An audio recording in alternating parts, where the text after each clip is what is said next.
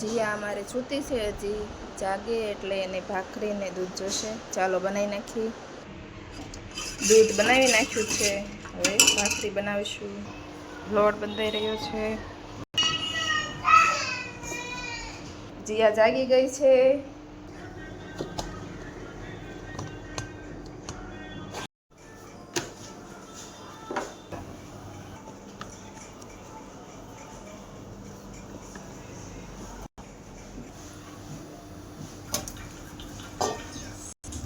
જીયાની ભાખરી બની ગઈ છે. હવે પગમાં બેસાડવાની છે જીયાને.